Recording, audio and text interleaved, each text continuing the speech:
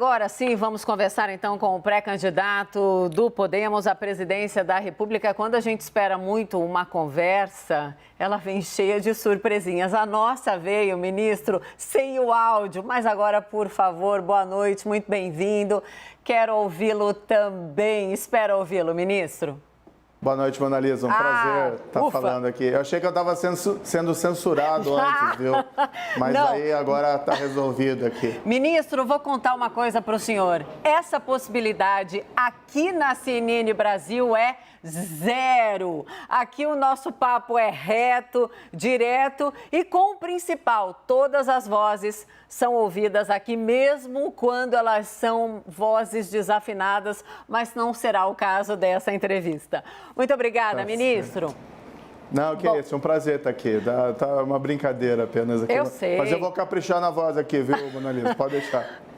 Mas sem dúvida, ministro, posso ser muito direta com o senhor? Claro, perfeito. Então, vamos lá. Tem muita gente no mundo político que aposta que sim, existe uma grande possibilidade do senhor abrir mão da sua pré-candidatura. Existe essa possibilidade? Não, Mona Lisa, não existe essa possibilidade. Desistir da minha candidatura seria desistir de mudar do Brasil, o que é o meu sonho, por isso que eu coloquei aqui o meu nome à disposição da população brasileira. Então não existe qualquer possibilidade disso vir a acontecer. O que está acontecendo aqui, na verdade, é que muita gente tem medo da minha pré-candidatura, muita gente tem medo, por exemplo, de me enfrentar nos debates. E o que eu tenho a dizer para essas pessoas, que eu vou até o fim. Alguém vai ter que falar a verdade aqui em 2022, não só em relação ao passado e o presente, mas em relação ao futuro. Então, sim, eu vou para os debates e vamos lá, vamos conversar com os demais candidatos, Lula e Bolsonaro. Eu, pelo menos, vou estar nos debates e vamos até o fim. Não existe nenhuma possibilidade, zero chance de desistência. O que existe, no fim, são esses boatos, mas que refletem, no fundo, o medo, né, que a minha pré-candidatura oferece para essas pessoas que se aproveitam dessa situação política e sempre se beneficiam, mesmo quando o país vai mal. Sim, ministro, o senhor fala que, então, muitos têm medo da sua pré-candidatura, mesmo uma pré-candidatura que não deslanchou como muita gente disse que o senhor apostava, que ela deslancharia logo de largada, batendo nos dois dígitos nas pesquisas eleitorais? Larissa, eu coloquei meu nome à disposição ali em novembro e saltei para o 3º lugar nas pesquisas. E agora nós estamos no momento de pré-campanha. A campanha nem começou. Eu passei esse tempo aqui estruturando a minha equipe, estruturando o meu projeto, meu programa de governo. Então, a minha preocupação agora é se preparar para esse desafio que vai ser a campanha. Então, as pessoas estão em março achando que a eleição de outubro já está resolvida. Nada disso. Olha, a gente está tratando com bastante humildade, tá, esse cenário, mas está tratando também com crescente confiança. Então, o jogo ainda está para ser jogado e a gente está aqui firme. Veja que eu tenho sido vítima de imensas fake news e mentiras e estamos lá em 3º lugar. Muita gente está lá, não consegue nem pontuar nada. Nós estamos em 3º e o que eu tenho visto ao circular pelo país é uma grande insatisfação com a situação atual. A economia vai mal, a inflação está elevada. Agora nós estamos vendo todo esse drama decorrente do aumento dos combustíveis. Sim. E do outro lado, o que a gente tem? Um governo do passado, do ex-presidente Lula, que deu errado também. Então, ou a gente começa a falar seriamente sobre o futuro, o que a gente quer fazer, e deixa de lado coisas que a gente sabe que já não deram certo, tanto do passado como do presente, ou a gente não vai ter um futuro para o Brasil. E a minha pré-candidatura se encaixa exatamente nisso. É mudança real. Sim, mas um futuro para o Brasil pode significar um distanciamento, por exemplo, de representantes ali do MBL ou de comandantes do MBL, parlamentares que estão em outros partidos e que hoje, nesse momento, significam sim um alinhamento ao deputado Arthur Duval. O Brasil ainda está impactado, apesar da guerra na Ucrânia, com o que ele disse sobre a fila de refugiadas, que era mais legal, mais bonita, mais interessante do que uma fila de balada em São Paulo. Quando a gente faz uma busca básica em qualquer mecanismo de busca, são fartas ali as imagens, o senhor com representantes do MBL, parlamentares e também com Arthur Duval. Como é que dá para pagar essa ligação que é tão importante na campanha do senhor, por exemplo, nas redes sociais? Mona Lisa, no primeiro momento, quando nós ficamos cientes, quando eu fui informado daqueles áudios que são inaceitáveis e realmente repugnantes, tá? Na primeira hora nós nos manifestamos. Eu não tenho nenhum compromisso com gente que faz coisa errada. E nós, no primeiro momento, repudiamos aquilo. Eu não aceito esse tipo de agressão, esse tipo de violência moral com as mulheres. Agora, espero até que esse episódio, de todo lamentável, tá? Mas que talvez ele possa aqui servir para nós brasileiros como um momento também de despertar, um momento para que a gente comece a prestar atenção contra esse tipo de violência moral contra as mulheres. A gente sabe que as mulheres têm condições, né, de se defender contra esse tipo de agressão, mas acho que está na hora de nós, homens, nós também começarmos a nos posicionar de maneira mais veemente. Esse tipo de conversa, quer no cenário público ou quer no cenário privado, é inaceitável. E quando a gente ouve uma coisa dessa, o que a gente tem que fazer? Censurar quem está falando isso.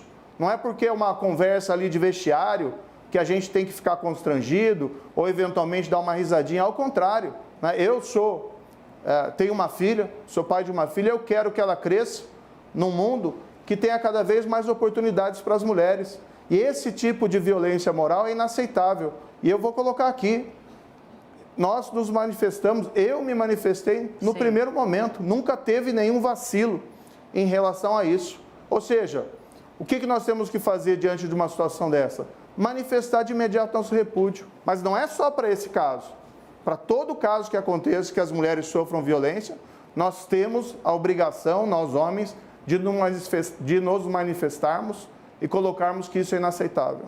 Concordo plenamente com o senhor, mas eu só vou reiterar a pergunta e aí já vou passar para as perguntas também dos nossos analistas. Vamos tentar fazer rodadas, assuntos não faltam.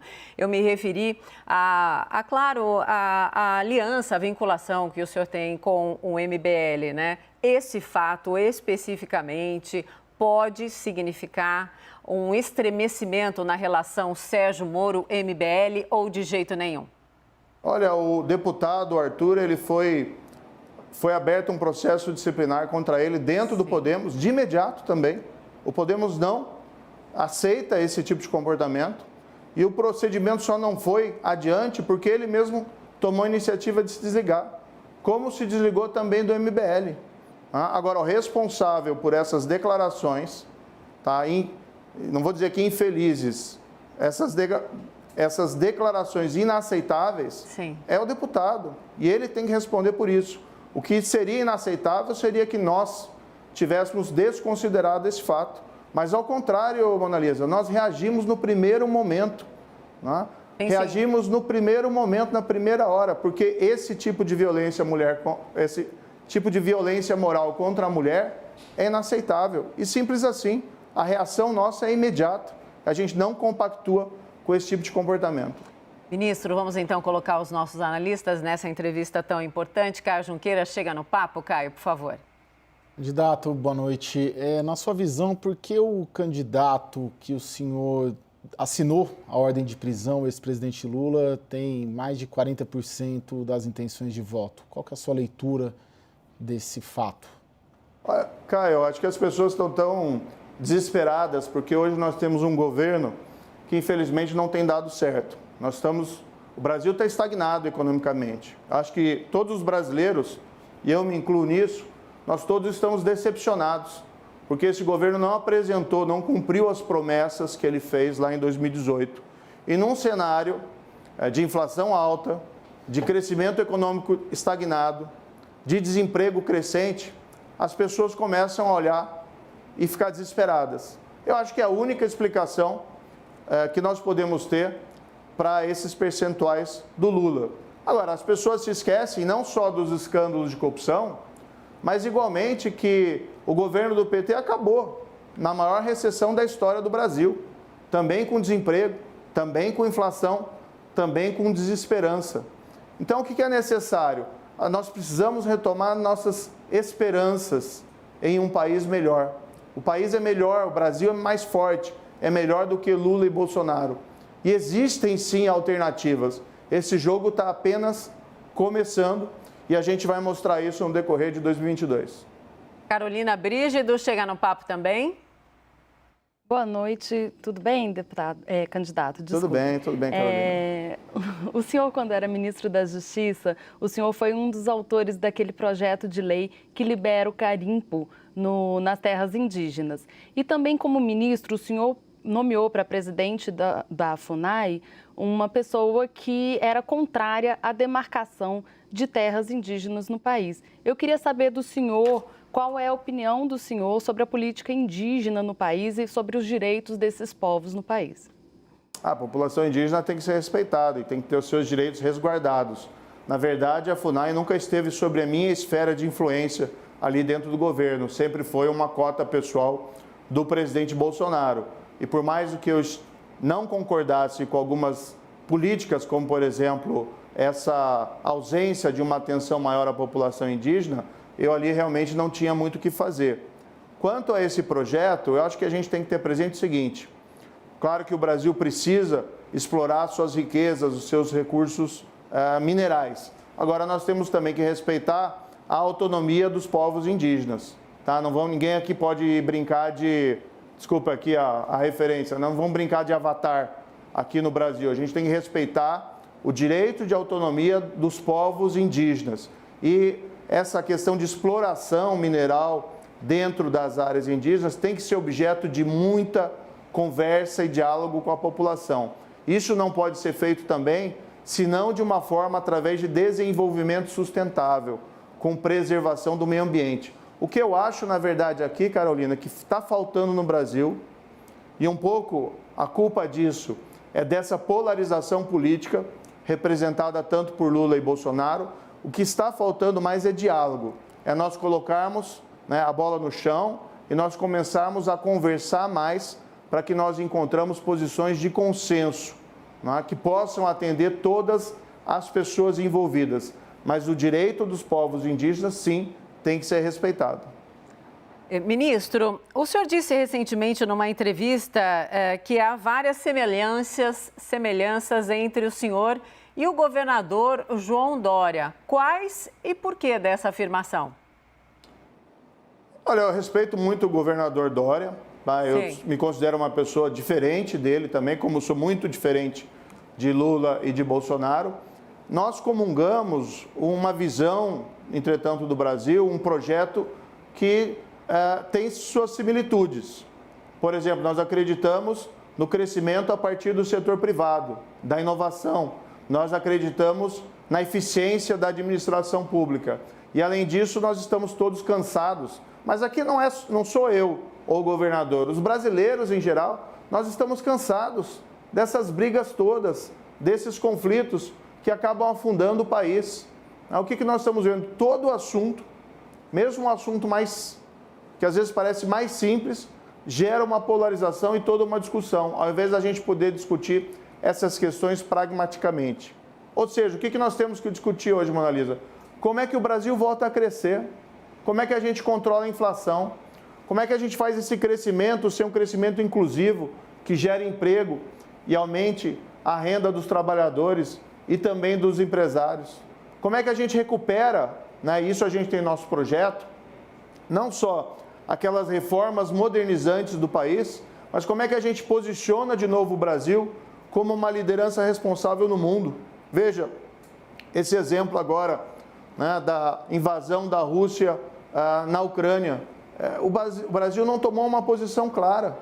O presidente da República adotou certas posições que nos prejudicam diplomaticamente lá fora, com nossos, inclusive, tradicionais aliados. Isso pode gerar impactos, inclusive, para o comércio do Brasil. Então, nós precisamos rever um pouco os nossos conceitos e o brasileiro está interessado o quê? Em solução para os problemas. Chega dessas brigas que não nos levam a lugar nenhum. Muita gente diz que essa polarização Lula-Bolsonaro se deve especialmente ao senhor. O senhor rechaça essa assimilação? Não, Manalisa, não vamos colocar essa conta em cima de mim, eu não tenho essa culpa, não. Olha, o que aconteceu foi o seguinte, eu como juiz, na Operação Lava Jato, eu apliquei a lei. A minha função era essa. E não fiz isso sozinho, foi um trabalho institucional. Aliás, a Lava Jato, o combate à corrupção, a prisão de todas aquelas pessoas que roubaram a Petrobras. A Petrobras, esses dias, divulgou uma nota dizendo que ela conseguiu recuperar, por conta da Lava Jato, 6 bilhões de reais. Bilhões, não milhões. Você imagina o tamanho do escândalo de corrupção que produz 6 bilhões de reais que foram recuperados. E aqui não é uma estimativa. Então, o que eu fiz? Eu fiz o meu trabalho. Se alguém ali envolvido na política cometeu crime e foi punido, a culpa é da pessoa que cometeu o crime. Eu não ia virar os olhos e aliviar para ninguém, como não aliviei para ninguém na minha vida pública. Quem faz coisa errada não tem lugar ao meu lado. Então, eu fiz o meu trabalho. Agora, o que acontece? O país está nessa polarização política, mas tem saídas. O pior problema aqui, Manalisa, que eu penso, é a gente começar a acreditar e começar a se resignar que o Brasil fracassou, que a gente está fadado ao pior, que a gente está fadado a escolher um governo do passado que não deu certo e um governo do presente que, como desapontou todo mundo, fracassou. Infelizmente, ambas as situações. Mas a gente tem muito tempo pela frente e possibilidade de construir um Brasil com mudança real. Eu insisto nisso. Nós precisamos ter mudanças reais para o país prosperar, retomar os trilhos certos da prosperidade para todos. Caio, volta. Doutor Moro, o senhor falou bastante aí da Lava Jato, né? O senhor também já escreveu artigos aí comparando a Lava Jato com a Manipulite italiana. Lá, o establishment acabou virando contra os operadores, né? Tanto o juiz lá, o Antônio Di Pietro, quanto o Ministério Público, produziu o Silvio Berlusconi, aqui aparentemente teve o mesmo fim. Teve o mesmo fim aqui? O senhor, quando olha para trás, o senhor acha que a Lava Jato teve o mesmo fim que a Operação Mãos Limpas na Itália teve? Ou seja, ela acabou, ela fracassou e foi derrotada depois pelos alvos que ela perseguiu? Caio, a gente vai virar esse jogo. Entre as medidas que nós vamos propor em 2023, se encontra lá o pacote ético. Tá? O que é o pacote ético? A gente precisa fazer uma série de reformas, não é só administrativa e tributária que são modernizantes para o país, mas a gente precisa fazer reformas no campo ético. Uma delas, o fim da reeleição para presidente da República. Isso não funcionou bem no Brasil. Outra delas, o fim do foro privilegiado. Mas aqui, Caio, vai ser para todo mundo, inclusive para o presidente da República. Tá? Esse é um compromisso que eu escrevo aqui na pedra. Tá? A classe política tem que mostrar para a população que ela está disposta a fazer sacrifícios, cortando os seus próprios privilégios. E isso tem que vir da autoridade maior, do presidente da República. Tem que encaminhar uma proposta de emenda constitucional acabando com o foro privilegiado para todo mundo.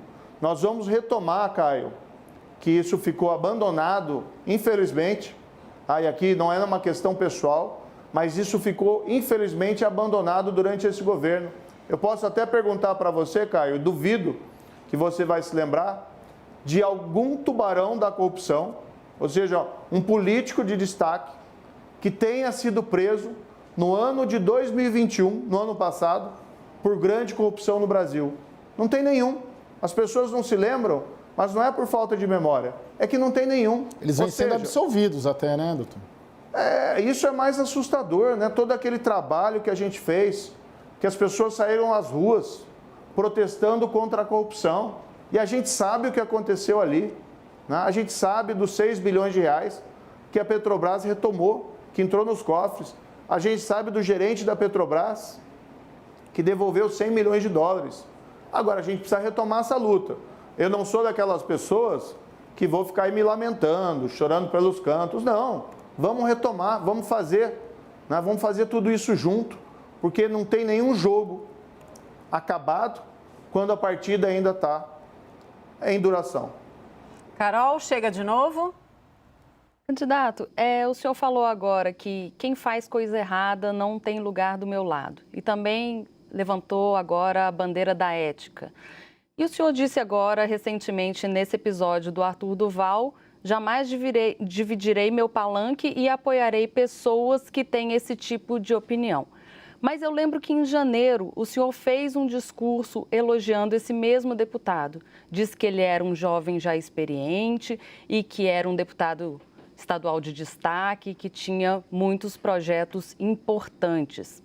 Antes desse discurso do senhor em janeiro, o Arthur Duval já tinha chamado o padre Júlio Lancelotti de cafetão da miséria, já tinha xingado ministros do Supremo e já tinha sido expulso do DEM por mau comportamento. Com essa ficha do deputado, não dava para adivinhar em janeiro que não seria um bom negócio apoiar ele? Carol, esse fato que aconteceu agora mudou tudo. Esses áudios repugnantes, né, eles são inaceitáveis. Para eles, não existe qualquer espécie de desculpa que se possa ter. Tá? Então, nós precisamos, nesses casos, tá, manifestar a nossa posição muito clara em repúdio à violência contra a mulher. E foi o que nós fizemos ali no primeiro momento. Esses áudios surgiram agora, não eram conhecidos anteriormente. Essas declarações ali do deputado, elas aconteceram lá no passado e tinha um contexto diferente. Eu não estou aqui defendendo essas declarações. Agora, eu estou dizendo para você que os áudios sobre as mulheres surgiram e no primeiro momento, tá, a gente tomou inclusive a dianteira de dizer não tem lugar do nosso lado uma pessoa que coloca isso, seja no privado ou seja no público, porque nós precisamos sim, e esse é o ponto fundamental, extrair desse episódio uma lição, que violência moral contra a mulher é intolerável. E a gente não vai fazer isso, né? Não vai justificar esse tipo de comportamento. Assim como eu não concordo, por exemplo, em estar do lado de quem praticou crime de corrupção. E a gente tem visto também que essa pauta, como foi colocado agora há pouco, foi abandonada no país. Nosso projeto também é frontalmente contrário a isso. Nós vamos retomar esse debate, nós vamos retomar o debate inclusive aqui nas eleições de 2022. E essa é mais uma razão pela qual, tá, Mona Lisa, respondendo a sua questão anterior, não existe a possibilidade de desistência. Alguém tem que levantar essa bandeira no país, e esse alguém, pelo que eu tenho visto até o momento, só pode ser eu, porque ninguém tem falado nisso. Parece que a corrupção acabou no Brasil. Ministro, ainda sobre as aproximações, as defesas, as alianças, o que foi pior para o senhor? Estar ao lado do presidente Bolsonaro ou estar ao lado de Arthur Duval? Já fez essa ponderação? Essas duas páginas estão viradas já na minha vida, Mona Lisa. Sim. A minha preocupação é o projeto agora, o projeto que a gente quer construir para o futuro. Tá? Como é que a gente retoma o crescimento econômico com inclusão? Como é que a gente consegue gerar emprego? Como é que a gente consegue agir de uma maneira responsável? Vamos colocar o Brasil de novo como uma liderança responsável no mundo. Tá? O mundo tem uma preocupação muito grande hoje com o meio ambiente e, inclusive, com a mudança climática. A gente está vendo hoje essas sanções sendo impostas lá na Rússia e gera uma preocupação. Será que em um momento, se nós não atuarmos como um país responsável nesses temas, nós não temos também o risco de sofrer medidas equivalentes? Né? Como é que a gente concilia o crescimento econômico que tem que ser sustentável e inclusivo com a preservação do meio ambiente? É possível. Então são essas bandeiras que a gente tem que discutir. Eu estou muito longe do presidente Bolsonaro, já me afastei do deputado Arthur e isso foi feito no primeiro momento. Veja que a próprio afastamento, o meu afastamento em relação ao presidente Bolsonaro, ele não deixou de ter consequências. Para mim, inclusive, que fui injustamente vítima de mentiras, de fake news, pelos motivos que eu me afastei. Tá? Mas eu não deixei de fazer o que é certo, porque para mim, se eu não tivesse feito aquilo, eu não teria consciência tranquila, eu não conseguiria dormir à noite. Então eu não tenho nada a ver com essas pessoas, assim como não tenho nada a ver com o Lula. Eu tenho o meu projeto, um projeto de mudança do país para colocar o Brasil no caminho certo. Ministro, aliás, muito obrigada, tá? Por não se furtar em responder absolutamente nada, por manter a calma, a elegância. É exatamente isso, né, que que prega a democracia. E a democracia, eu digo sempre que eu converso aqui com qualquer político, é a nossa joia da coroa, né? A democracia é isso, uma conversa direta. Ministro, estamos caminhando para o fim, mas ainda tenho duas perguntas. Bom, o Supremo, né, deu recentemente uma série de decisões que anularam as decisões do senhor. O senhor criticou bastante, mas o senhor também aqui está falando bastante de diálogo. O senhor fala bastante de diálogo, né? Minha pergunta é muito clara. O senhor vai ter diálogo com o Supremo Tribunal Federal ou o Supremo também será muito atacado caso o senhor seja eleito? Analisa, até antes só de responder essa questão do Supremo, só esclarecer um ponto também, que eu tenho colocado desde que entrei, tá? Coloquei meu nome à disposição. Sim. Dentro desse nosso comportamento, tá?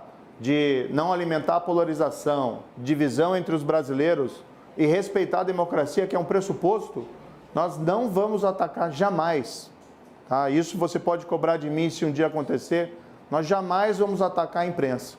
A imprensa faz o seu papel, tá? Faz o seu papel buscando fatos, dando notícia. A gente sabe que isso também envolve muitas vezes opinião. E às vezes a gente pode achar que tem alguma opinião, alguma divulgação de um fato não muito correta, que ela seja injusta.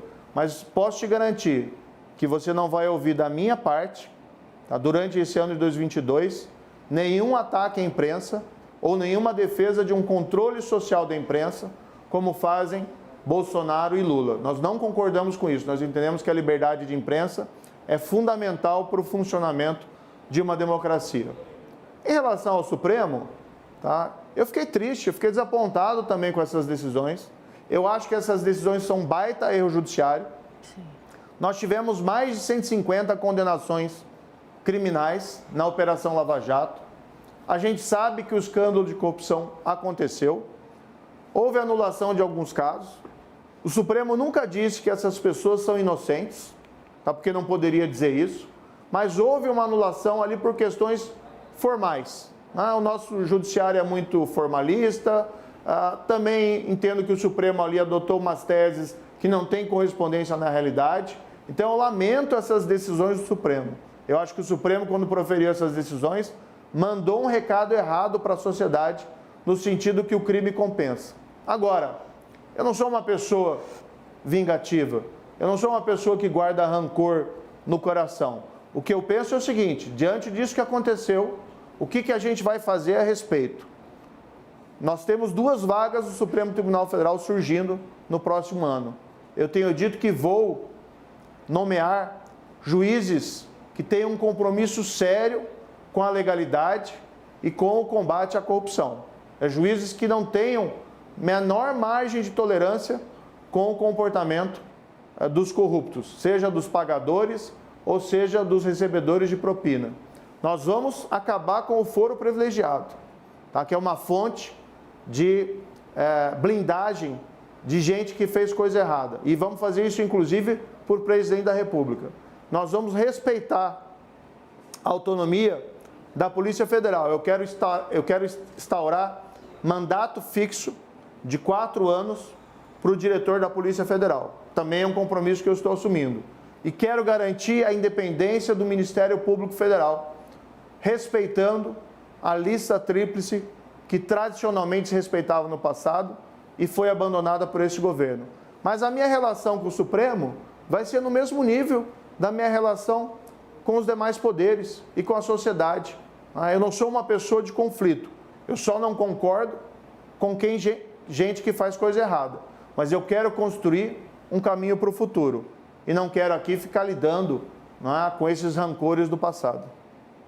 Ministro, para terminar, claro, presença no debate da CNN Brasil, dia 6 de agosto?